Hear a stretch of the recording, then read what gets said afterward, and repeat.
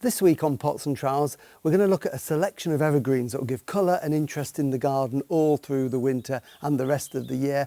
And we're going to make a start on clearing autumn leaves.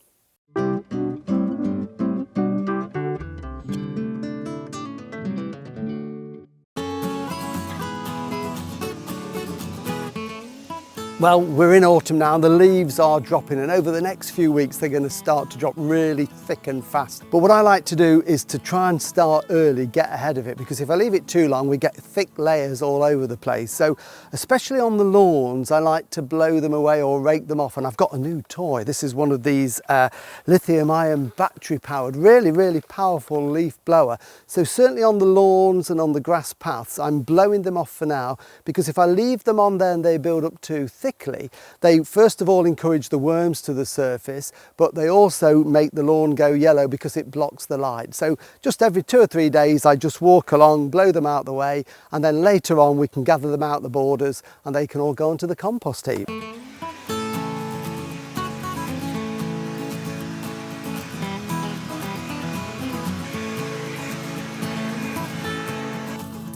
One of my favourite type of plants in the garden are shrubs, and I've got quite a lot of evergreens and deciduous because you get colour and interest all through the year, whether it's stem colours, flowers or beautiful foliage in the case of evergreens. So what I'm going to do is take a look around the garden and show you some of my favourites. I've got a few gaps, so these are going to be planted at a later date, but for now let's go and have a look at some evergreens that I think work really well.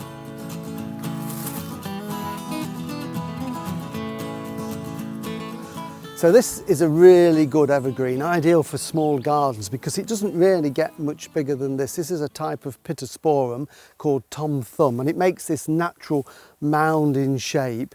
The foliage goes greener in the summer, but it comes into its own in the winter, and when we start to get really cold weather it goes this intensely really deep purple colour. And although we think Pittosporums are fairly tender because they originate from New Zealand, this is as tough as old boots. I'm in North Yorkshire and this has been in the border for nearly 10 years and it's been absolutely fine despite some fairly cold winters.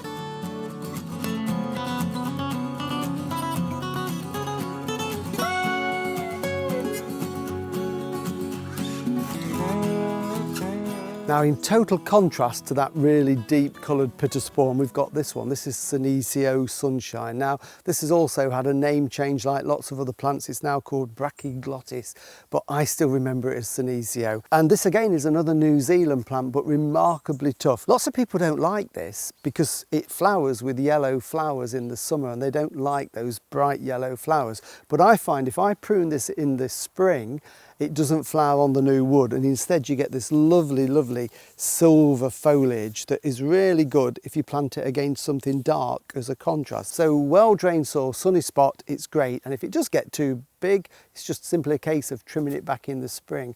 And another one of my favourites, a little bit bigger, this one at the back is called the strawberry tree, Arbutus anido, and it's evergreen, these lovely serrated evergreen leaves, a lovely glossy green there, and this is just starting to flower, and the flowers are like little urn-shaped bells that hang through the winter months, and then it's followed by round fruits that ripen to red, hence the name strawberry tree. So not only do we get the foliage with this one, but we get flowers and fruit at the same time, and we'll look at this one maybe in a couple of months' time when we see it at its absolute best.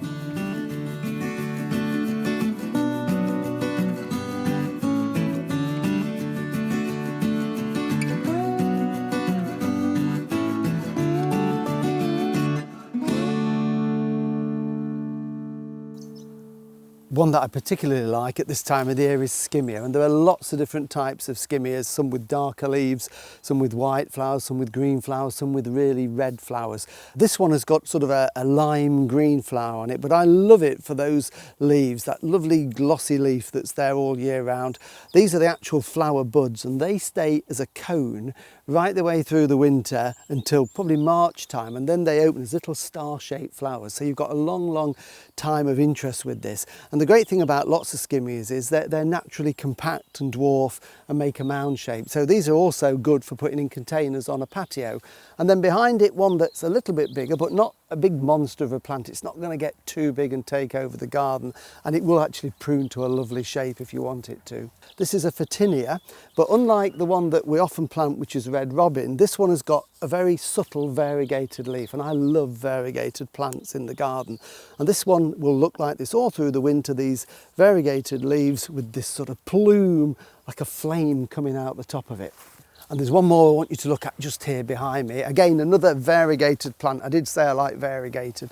This is a type of Portuguese laurel, which is usually a dark green glossy leaf, but this one again has got this lovely cream variegation on it.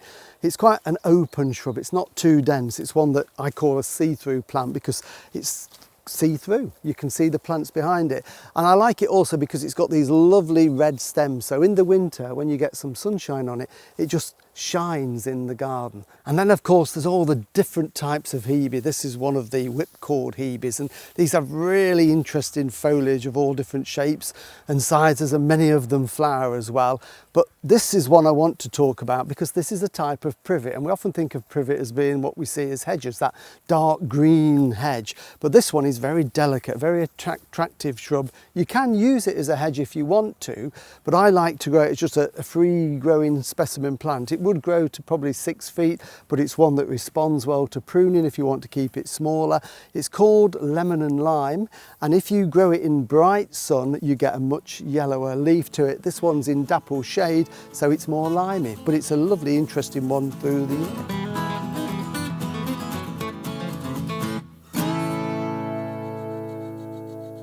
So there you have it, a selection of evergreens that look good all through the year, different coloured foliages. In fact, I've cut a bit off each one as we've gone round, and you know, aren't they attractive? That's as good as a bunch of flowers. In fact, if you went out and cut a handful of foliage like that from the garden and got 1 or 2 flowers from a shop and poked them in there, you'd have a wonderful posy to put in the house. They are easy to grow in the garden, and if you remember a few weeks ago, we took cuttings of several of these evergreens and we're rooting them in a propagator, so we'll check on their progress in a few weeks' time. And if you want to find out how to propagate them or see any of the past episodes that we've done on pots and trowels, they're all there on Facebook or YouTube, so look back and find out what we've been doing.